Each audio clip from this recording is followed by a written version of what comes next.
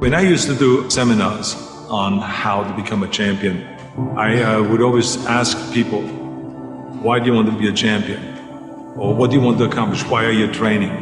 And they will, if a guy would get up and he would say, well, I want to train because I think that if I get muscular and I feel like I'm getting the kind of definition, then I maybe can enter a bodybuilding competition. I said, sit down. I said, if you think this way, you're going to be a loser. You're never going to make it because there's no maybe. You got to get up and say, I want to be a champion.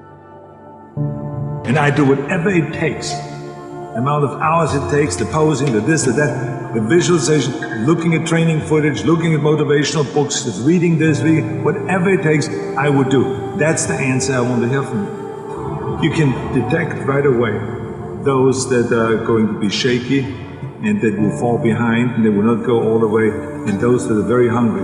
And that hunger you have to develop because you have to create a goal for yourself, whatever that may be, a short-term goal and a long-term goal. And you got to go after that. And if you do not see it, and if you do not believe it, who else will?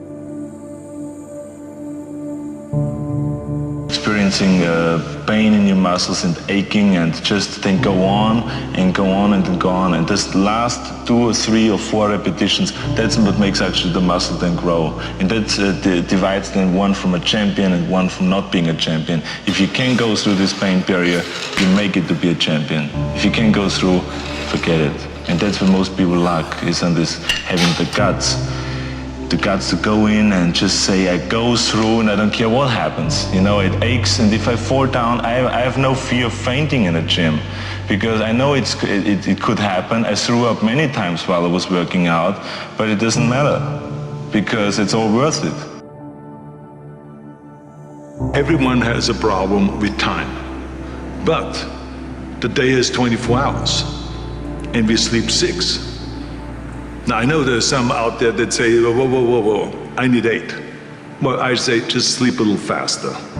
Because the bottom line is we have 6 hours of sleep, 24 hours are available, so you have 18 hours now available to your work, your family, your hobbies, and also to learn something new or to do something new, which could easily be that you want to learn a new language, or that you want to read as a New Year's resolution, I have to read a book every week, or you say, I'm going to go and reshape my body. So you're going to go and take this hour out of your schedule and say, I'm going to train an hour every day. So this is, for most people, a huge challenge, but it is totally doable, I can tell them, because the kind of things that I did when I came to this country, I mean, I went to school, I was working in construction, I was working out my 5 hours a day. I was taking acting classes from 8 o'clock at night to 12 midnight. I was doing all of those things. I wanted to make sure that out of the 24 hours of the day, that I don't waste one single hour. Those hours were too precious. And so there I just want to tell people, don't give me this thing, I have a difficult time with the time and I don't have time for this and I don't have that. You have time, you make the time. I had this need of coming to America. I mean, when I started learning about America at the age of 10, and we got geography lessons and learned about America and about and saw the first photographs. I remember in those photos in the textbook, but also in Super 8mm film footage that they showed in the classroom, you know, about the Golden Gate Bridge and the Empire State Building and the 6-lane highways and all this. I said, what am I doing here in Austria with these little roads? I want to go over there and I want to be part of the big deal. And so I had always this desire that felt like the only way I ever would get to America, because in those days it wasn't common that you buy yourself a ticket, that no one could afford that. So I had to kind of accomplish something big that takes me to America. And then when I read about this guy, Reg Park, who won Mr. Universe 3 times and then became a star in Hercules movies, and then was in Italy filming, and then in Hollywood filming, I felt that could be the ticket. I should become Mr. Universe, I should become kind of a second Reg Park. Of course, no one really bought into that. My parents thought I was totally insane. And, but they just, I think that my parents really thought that there was something terribly wrong of being that driven. You know, because I would come home at lunchtime, and then instead of having lunch, I would do 200 sit-ups. And then at night I would go to the stadium and I would be lifting weights. I would come home at 10 o'clock at night and I would be continually lifting weights.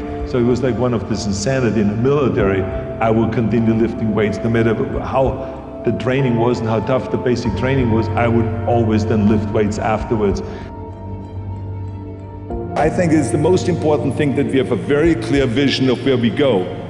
A goal, where do we go? Because you can have the best ship in the world. You can have the best cruise liner, but if the captain does not know where to go, that ship will drift around the world and out there at sea and will never end up anywhere. And this is exactly the way it is in real life. If you don't have a goal, if you don't have a vision, you just drift around and you're not going to be happy. This is why it is so important to have that vision. Now, I created that vision in Austria because I grew up after the Second World War. Austria, right along with Germany, lost the Second World War. And the problem was that everyone was so depressed because they lost the war that there was alcoholism everywhere. There was, of course, depression. There was a terrible economic situation. There was famine, there was starvation and all of those things. And also it was kind of a little place and narrow. I felt kind of, I wanted to get out of there. I wanted to escape. And I couldn't see myself really to work there and to stay there, to work in a factory, or to work on a farm, or to even to follow my father's footsteps and to become a police officer. I couldn't see that either. As a matter of fact, that's what my parents wanted me to do. But that's not what I saw. This was the vision of my parents, but not mine.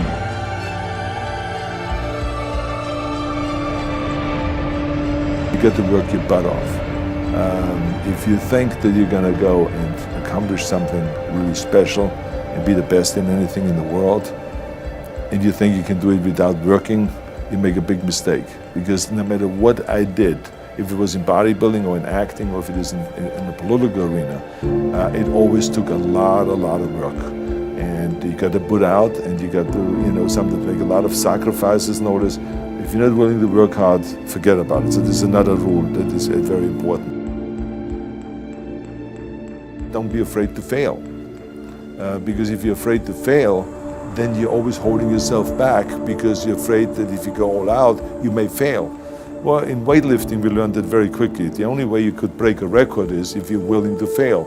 That's when you put on more weight, you try it, sometimes you will not be able to lift it, which has happened to me many times, but eventually, when you train hard enough, you will lift it. So don't be afraid to fail. I mean, how far can you fall?